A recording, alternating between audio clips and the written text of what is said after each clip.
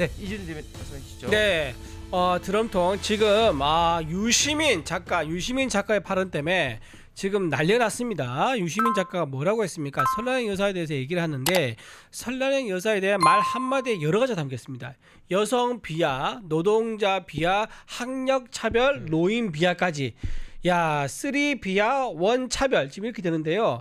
자, 그 여성에 대해 존재를 굉장히 남성의 어떤 지위에 의해서 결정되는 굉장히 종속적인 존재로 규정을 해버렸습니다. 그러면서 드러낸 말이 뭐냐?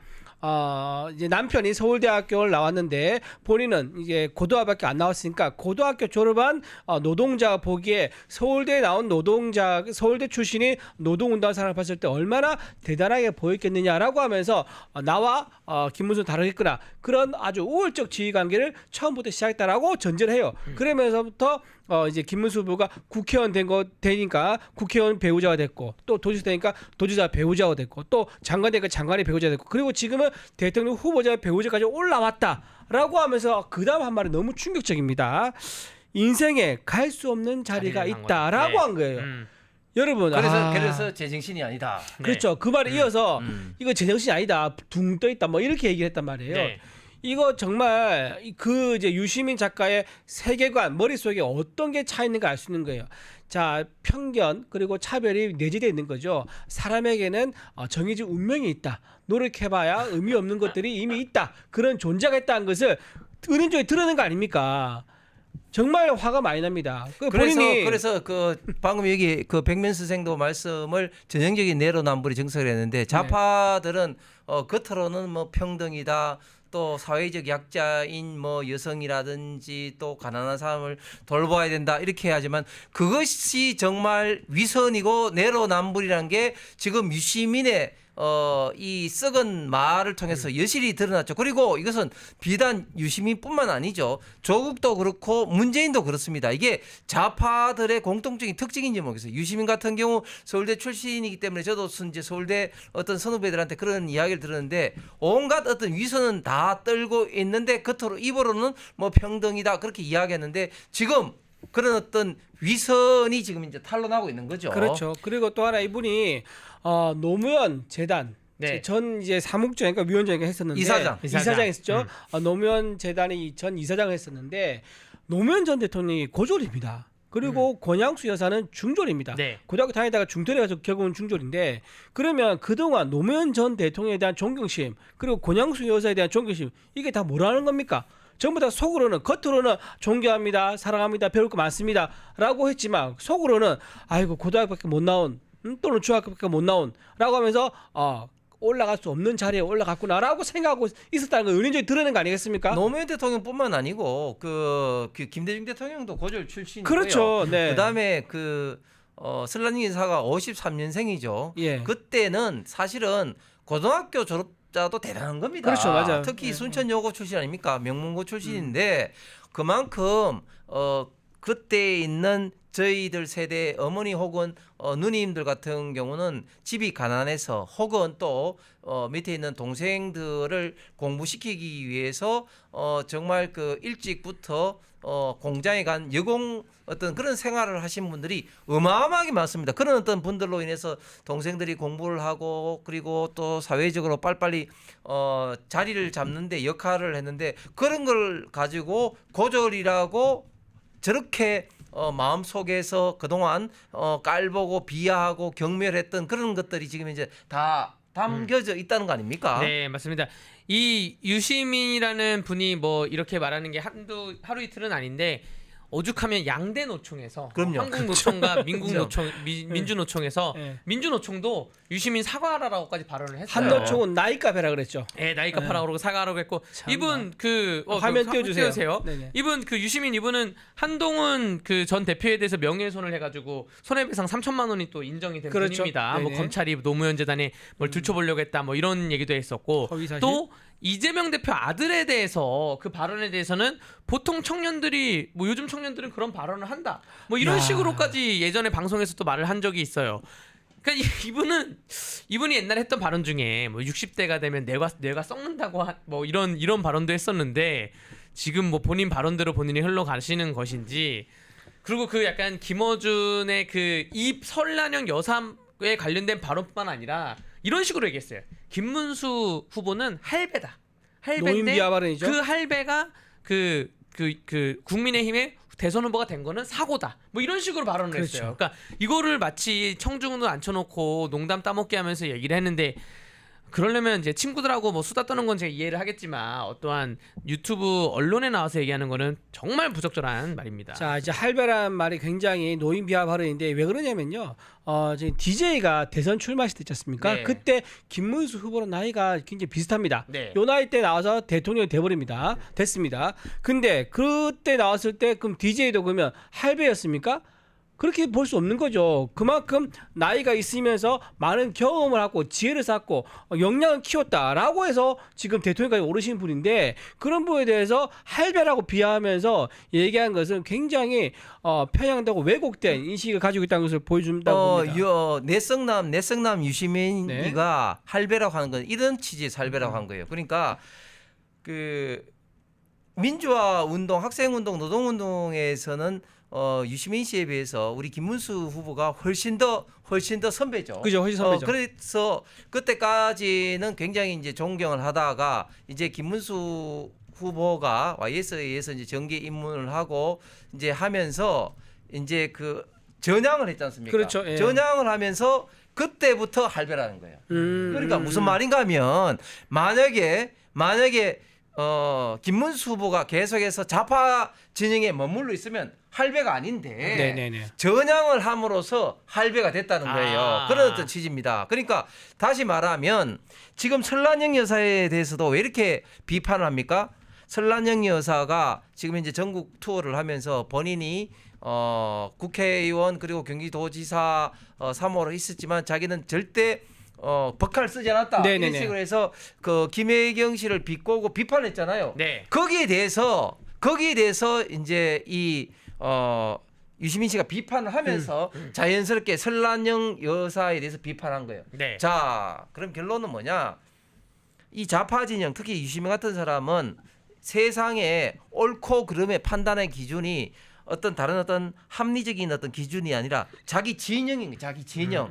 자기 진영에 있는 사람은 무조건 옳고 우파 보수 진영에 있는 사람은 무조건 틀리다는 거예요. 동일한 사람일지라도 하더라도 김문수 후보처럼 과거에는 좌파 진영에 몸담고 있다 할지라도 우파 진영에 가는 순간 할배고 설란영 여사처럼 정말 예전에는 사이좋게 지낸 사람도 지금 과분하게 아무것도 실정도 모르는 고졸 여공 출신이 지금 현재 세상 물정 모르고 제정신이 아닌 것처럼 이렇게 공격을 하는 대상이 되는 겁니다. 저는 민주당에서 왜 형수들한테 이런 식으로 하는지 모르겠어요. 그 김문수 후보가 감옥에 있을 때 네. 옥바라지 했을 때 석방 투쟁 운동을 한다면서 그렇죠. 예, 예. 그때 김문수 후보랑 같이 누가 들어왔냐면 유시민의 동생도 같이 감옥에 있었다 그러더라고요. 네. 그래서 설량 여사랑 유시민하고 같이 찾아가면서 석방 운동을 했대요. 설란영 여사하고 같이 갔을 때요. 유시민하고 유시민 누나 유시춘하고 같이 갔었대요. 그때 뭐라고 불렀겠습니까? 형수님 오늘 그 같이 갈 수 있죠. 면회 갈 수 있죠. 라면서 같이 갔을 거 아니에요. 그런데 그런 형수한테 과거에 그렇게 오랫동안 같이 동지 관계를 맺었던 형수한테 지금 와서 한다는 말이 그게 뭡니까? 제정신이 아니라고요? 이재명도 그러잖아요. 이재명도 형수한테 막말하고요. 정말 입에 옮길 수도 없는 그런 끔찍한 말을 하면서요. 지금 유시민도 저렇게 형수한테 저렇게 막말해도 되는 겁니까? 저는 정말 그래서 어제 전국 형수 연합회에서 이재명 규탄 성명을 국회 맞아요, 소통관에서 맞아요. 예. 발표를 하기도 했습니다. 전국 형수연합회 기자회견 사진 혹시 있나 이거 좀 띄워주세요. 나도 그 보고 참. 그런데 오늘 이제 민주당 의원과 이제 패널과 토론하다가 민주당 의원이 어떤 식으로 또 디펜스를 하냐면은 예. 이제 유시민 씨가 민주당 사람 아닙니다. 이렇게 네. 이야기하는 거예요. 아 진짜? 네. 물론 이제 민주당적을 갖고 있는 건 아니죠. 그렇지만 국민들은 유시민 씨가 민주당원이든 아니든 지금 현재 좌파 진보 진영에서 가장 빅스피커이고 빅스피커죠. 가장 네. 이재명을 지지한다는 것 누구나 다 아는 거 아니겠습니까? 저기 나오네요. 전국 형수연합회에서 연합회 김문수 후보 지지 선언을 하고 이재명 구탄 선언을 하기도 했습니다.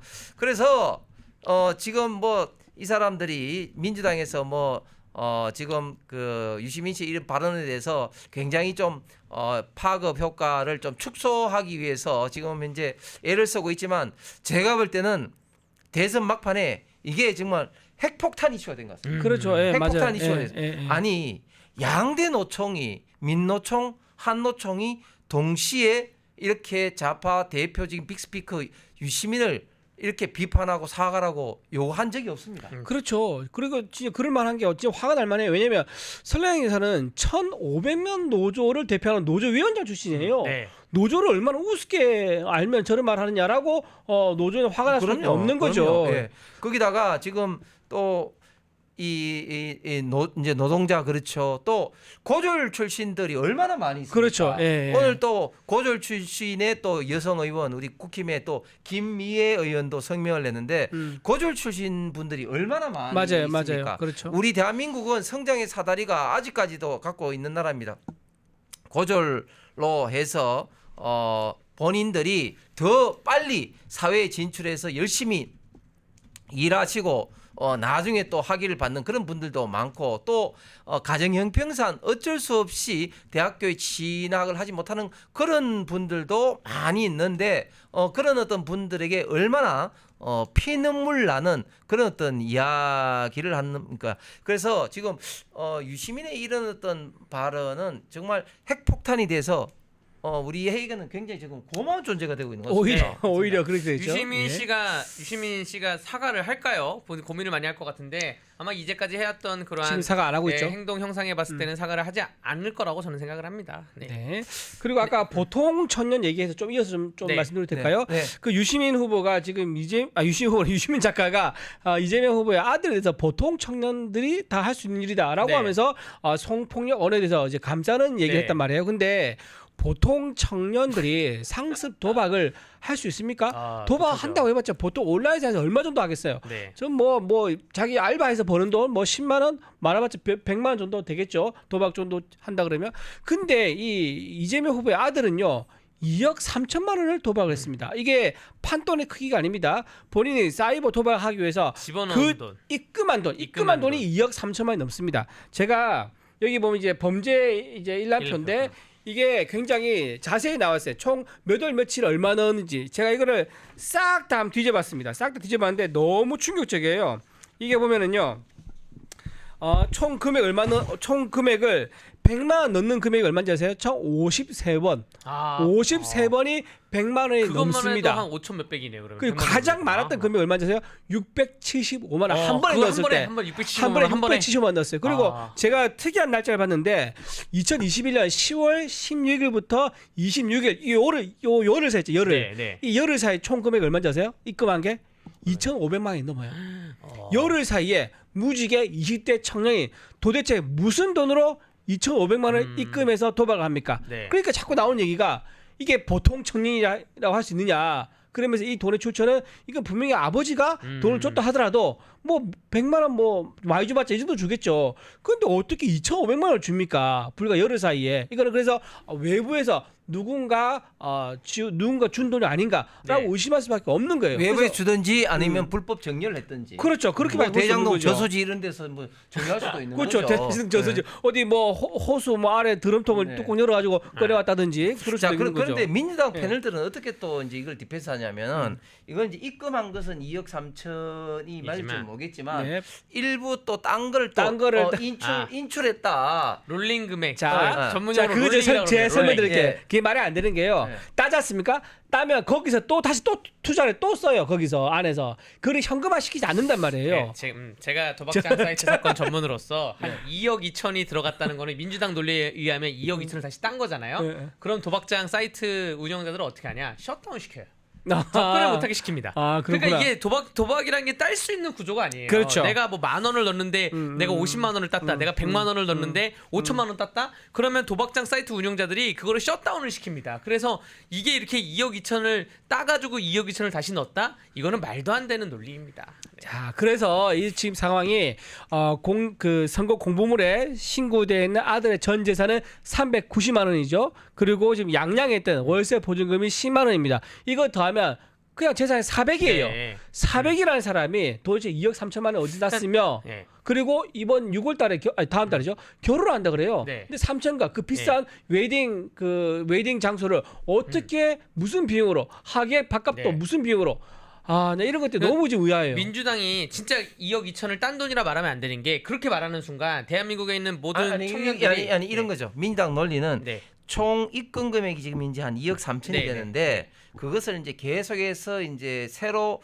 신규로 돈을 넣은 것이 아니라 따고 넣고 그렇지 그렇지 예, 1분 넣고 예. 또 1분 딴 금액을 또 넣고 근데, 이런 또 예. 논리라는 근데 거죠. 이제 그렇게 주장하면 안 되는 게 그러면 적어도 예를 들어서 뭐 1억을 땄던 1억 5천을 땄던 그 일부는 땄다라고 하면 그렇죠. 그렇게 말하면 지금 있는 자라는 청소년들이나 청년들이나 대학생들이 도박을 하면 저렇게 돈을 딸 수가 있구나. 롤링을 할 수 있는 거구나. 이렇게 왔다 갔다 롤링인데 롤링을 할 수가 있구나. 착각을 한단 말이에요. 그럼 나도 초기 자본 한 300만 원 가지고 시작하면 2억 2천을 왔다 갔다 거릴 수 있구나. 어느 순간은 내가 600도 넣고 1,000도 넣을 수 있구나. 그렇게 착각하게 만들기 때문에 이거는 교훈적으로라도 절대 그렇게 말하면 안 됩니다. 그래서 경찰이 너무 의아한 게 이 네. 자금 출처에 대해서 수사를 그 당시에 안 했다 그러더라고요. 안 했대요. 이거 덮고 그냥 이제 기소를 해가지고 예. 약식 명령 받아서 그냥 퉁쳐버린 거예요. 그러니까 이게 이상하다는 거예요. 네. 경찰이 왜 자금 출처를 수사를 안 했는지. 안 그것 때문에 했냐. 지금 국세청에서 지금 국민의힘에서 고발한 거 아니겠습니까? 그렇구나. 거기서 아마 국세청이 10억이 넘어야지 원래 그냥 고발할 수 있는데 10억 언더는 국세청장이 고발해 수사를 할 수 있다고 그러더라고요. 네. 그래서 아마 이게 곧 수사에 들어가지 않을까 네. 싶습니다. 그리고 2021년도에 당시 이제 대선 국민에서 이재명 후보가 똑같이 이런 어떤 이슈가 문제가 돼서 이제 기자들이 이야기를 하니까 어떤 이야기를 했습니까? 한 1,000만 원 정도 손해 본 것 같다. 그렇죠. 그렇게 이야기했습니다. 이건 맞습니다. 분명히 허위 사실 그때 이야기를 1,000만 원은 어디서 나는지 얘기해야죠. 이야기를 한 것이 이제 드러난 그렇죠. 것이죠. 그렇죠. 그 나이에 1,000만 원이. 자, 다음 드럼통 네. 시리즈를 제가 갈까요? 네, 그러시죠. 네. 저는 일단은 이재명에게 그 응원의 메시지를 보내다가 바로 잡혀가는 대학생 영상을 한번 준비했습니다. 한번 보시죠. 네, 보시죠. 네. 이재명 화이팅! 사진 투표로 가는 아드님도 장면입니다. 화이팅! 이재명 후보가 형수님도 화이팅! 형수님 화이팅. 예. 초말했다고 왜 저러지? 이제 안 할게요. 예. 네네. 예. 진짜. 예, 이제 안 할게요. 저말 잘못한 것도 아니잖아요. 이재명 저 후보가 파란 넥타이 입은 사람들이 제재하죠. 응원. 이재명 진짜 안 후보가 할게요. 진짜 안 할게요. 신촌 사진 투표하러 가는 네, 장면 맞죠? 맞습니다. 네, 맞습니다. 지금 다 노치가 돼 있으니까 돌아오거든요. 들어오죠. 예. 잠깐만. 죄송해요. 한 번만 봐주세요. 한 번만 봐주세요. 저분이 한 번만 윤석열 봐주세요. 대통령 살려주세요. 있긴 했어요. 네. 입고 있네.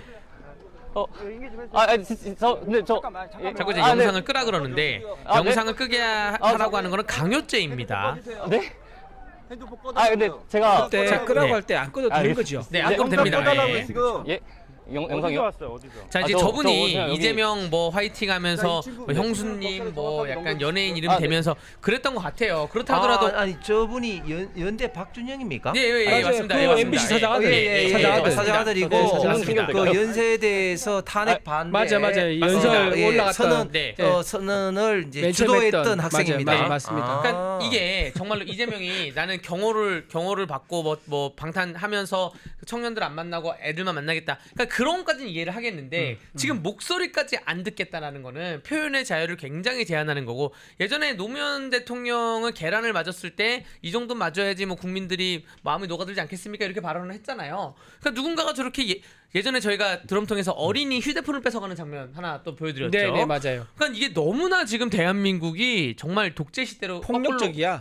거꾸로 흘러간다는 점을 말씀드리면서 다른 영상 드럼통 제가 오늘 2개 준비했기 때문에 하나 또 한번 보겠습니다. 지금 학생들이 자꾸 사라진다는 거 아닙니까? 울산의 포항구. 왜 그러냐? 이유는 아주 단순해요. 학교에 재정 지원이 국가 재정 지원이 적기 때문에 그렇습니다. 울산에 포항공대라고 있잖아요. 거기도 지방이잖아요. 1인당 학생들에 대한 지원이 엄청나게 많으니까 전국에 우수한 학생이 몰려요. 우수한 교수가 몰려요.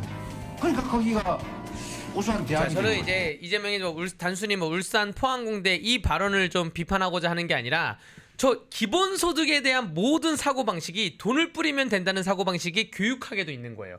그러니까 복지학이 아니라 대학교도 돈을 뿌리면 되는 거 아니냐. 이거 만약에 어떠한 식당이 잘 안 되면 식당에 돈을 주면 되는 거 아니냐. 지금 너무나 우리나라가 기초통화국도 아닌데 한국은행에서 돈을 본인 마음대로 조폐공사에서 찍어내는 것도 아닌데 저러한 사고방식으로는 국방, 정치, 사회, 경제, 문화, 교육, 과학 온갖 서비스에 뭔가 잘 안 된다 그러면 아니 돈 지원해줘 1조 찍어줘 2조 찍어줘 이런 식의 사고방식을 지금 갖고 있어서 너무나 위험한 사람이라고 제가 말씀드리고 싶은 겁니다. 저 발언이 얼마나 무식하냐면요. 저는 이재명 후보가 TV 토론이라든지 그리고 지역 유세를 다닐 때마다 말하는 한마디 한마디가 정말 무식하구나. 정말 아는 게 없는데도 불구하고 고집이라든지 그리고 자기가 옳다고 생각하는 걸 밀어붙이는구나 이런 어떤 생각을 많이 가지는데요. 조금 전에 울산에 포항공대라고 있죠 하면서 거기는 지원을 많이 해주잖아요. 이렇게 이야기하는데 거기가 일단 기본적으로 세 가지가 분명히 틀렸습니다. 첫 번째 포항공대는 울산에 있는 게 아니죠. 두 번째는 포항공대는 1984년도에 전두환 정부 때 수립됩니다. 누가 수립합니까? 포스코가 중심으로 해서 수립이 되는 사립대학입니다. 포스텍이라고 하죠. 포항공대를. 그때 당시 포스텍입니다. 그래서 이 포스코가 지원을 주로 합니다. 국가에서 주로 지원하는 대상이 아닙니다.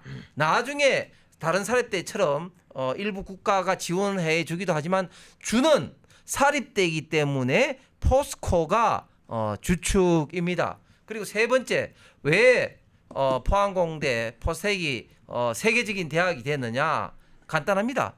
이게 사립대이기 때문에 규제가 많이 없었어요. 규제가. 그러니까 상당히 좀 자유스러운 과목 개설과 그리고 연구 분야를 선정함으로써 선택과 집중을 통해서 연구를 하게끔 해서 짧은 시간 내에 포스텍이 세계적인 과학 기술 이공대학이 된 겁니다. 즉 우리나라의 카이스트 1호, 2호 포스텍, 3호 91년도에 광주 기술원 지스트, 그 다음에 그 2004년도에 디지스트, 그 다음에 이제 울산대가 변해서 나중에 이제 유니스트 5개의 이런 어떤 과학기술 이공대가 있는데 이 포스텍은 정말 성공적인 건데 그게 단순하게 정부 지원이 많아서 그런 게 아니라 민간과 그리고 정부가 효율적으로 지원 모델을 만들고 거기에 규제가 없었다. 그게 정답인데 그냥 정부 지원 많으면 다 된다?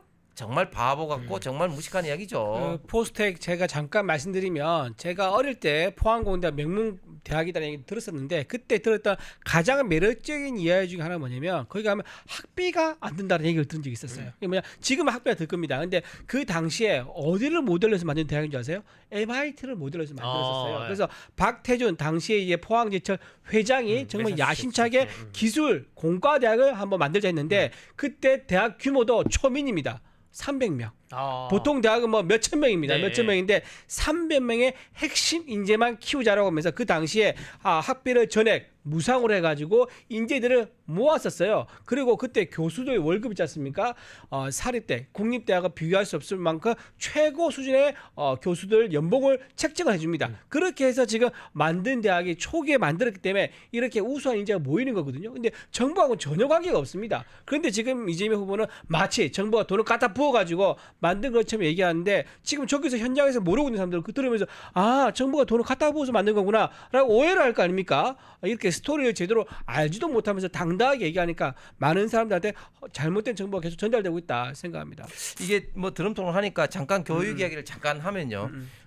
이 포스텍을 이제 모티브로 해서 노무현 정부 때 만든 게 뭐냐? 기업 도시라는 컨셉으로 이제 도시를 만드는데 그 기업 도시에 이런 어떤 포스텍과 유사한 기업이 중심이 돼서 어떤 고등학교를 이제 만들기로 했습니다. 근데 그게 대체로 실패를 했어요. 왜냐하면 기업들이 중심이 돼서 고등학교를 만들도록 했지만 그러나 규제를 제대로 풀지를 못했습니다. 그렇기 때문에 노무현 정부 때 기업 도시는 시도는 괜찮았지만 결과적으로는 성공하지 못했다 이런 말씀을 드리는데 그런데 지금 이재명 후보의 공약이 어떤 공약이 있냐면 문재인 때 하려고 했던 공약입니다. 턱 먹고 지금 없앤다는 그런 또 공약이 들어가 있습니다.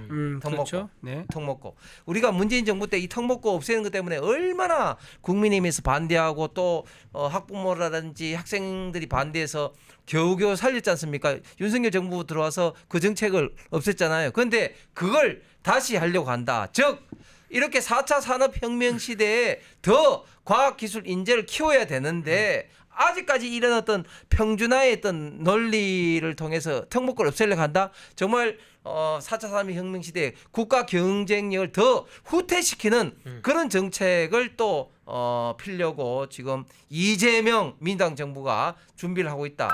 반드시 막아야 될 것 같습니다. 제가 그 교육위를 잠깐 시간 부족한가요? 넘어갈까요? 예, 넘어가시죠. 이제 넘어가겠습니다. 예, 이제 드럼토 마치고 이제 힘내라 대한민국으로 대한민국 넘어가시죠. 펜앤마이크에서 추천하는 영상도 보고 가세요. 다른 영상도 즐기시려면 구독 버튼을 꼭 눌러주세요.